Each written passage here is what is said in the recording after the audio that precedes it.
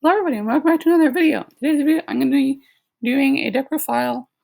I'm going to be talking about a little bit about the deck that I used to get 7th place in the Karps and Rats sorted on Major number 2. I got 7th place with this Rapid Strike Urshifu List, and I just wanted to go ahead and look at it a little bit. So it's just, of course, utilizing this Rapid Strike Urshifu. I've done so many videos on my channel about this card. I love this card. It's such a good card.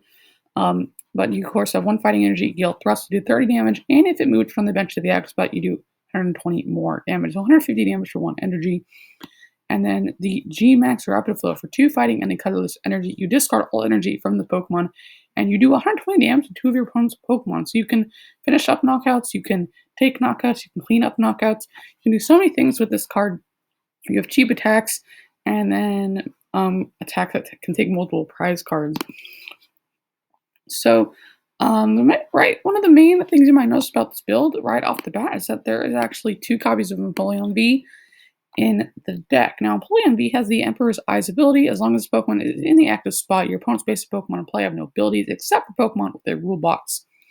So this, basically in the Sword and Shield format, is a lot better than it is in the standard format right now, because you turn off really popular Pokemon like Snorlax, like Jirachi, like Celebi. So Empoleon V is really nice for just really stopping your opponent from setting up. But also the reason I played this is because of how popular Victini was. There were 12 Victinis in the tournament, and I hit 4 of them. I only lost to 1 because I played 2 copies of Empoleon V, and also because I played 3 copies of Big Charm. Big Charm is the MVP in this deck against Victini, because you can Big Charm your Empoleon V and then Swirling Slice them for weakness, and then finish off with like a G-Max Rapid Flow. And because of your Big Charms, they can't take a knockout on your Empoleon, and they can't take a boss knockout on your Urshifu if you don't manage to get down your Empoleon. So Big Charms just really, really crazy in this deck for dealing with the Victinis, because you play that Empoleon V and you have access to it because you can pay it with Rapid Strike energy. The only Victini I lost to out of the 4 I played, and that I only lost to them because they played a card to negate my Big Charm. They played 1 copy of Tool Jammer, which is that's how they won. They just Tool Jammer to their Victini, and then they just ran through my board. And if you don't have these Big Charms, that's what they're going to do. They're just going to be able to run through your board.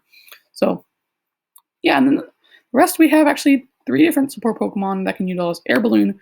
We have 1 copy of Jirachi Amazing Rare for just getting cards, and 1 copy of Celebi for finding energies, and 1 copy of Manaphy for finding your Pokemon on your first turn. So 3 different situational active support Pokemon that you can have. And of course, we also have the 1 Crobat, 1 Eldegoss, and then 2 Galarian Zigzagoon.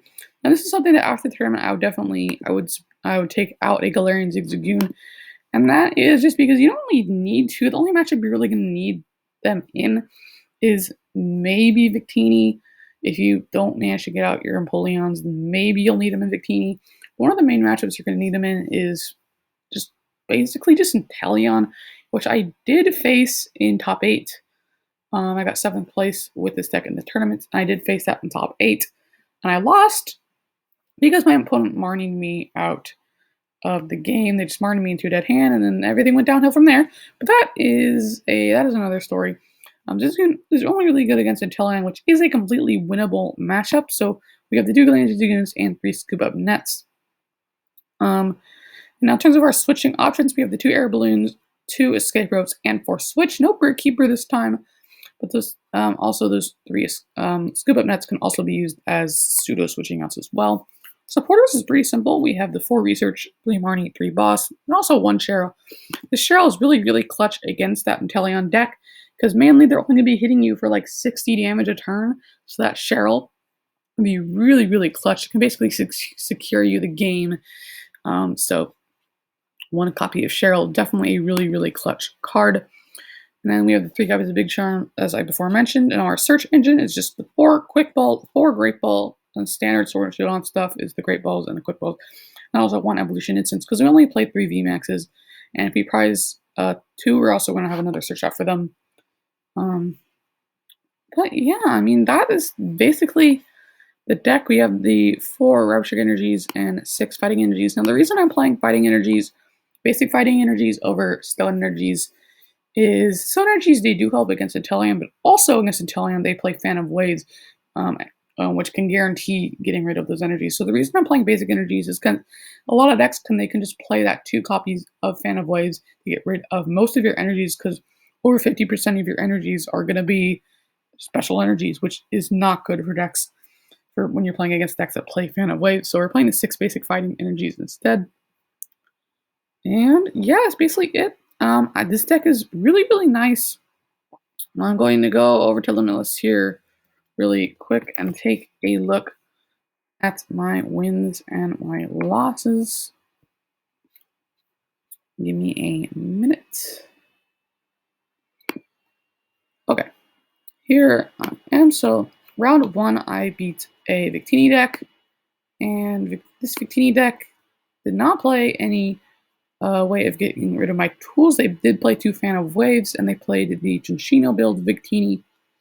If I remember correctly, I just ran over them with Empoleon. Round 2, I faced the Victini deck that I lost to because they played 1 copy of Tool Jammer.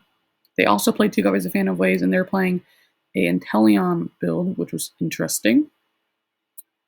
And let's take round 3. I faced another Victini, and they didn't play any way of getting rid of my tools, and no Fan of Waves, and they're playing the Cinchino version, so that was a pretty nice and easy match as well. Round 4, I hit a Victini. I hit Danny Altavilla, and I believe I donked him, but he was playing the Fan of Waves, and no way to get rid of my tools. And he was also playing the Cinchino version.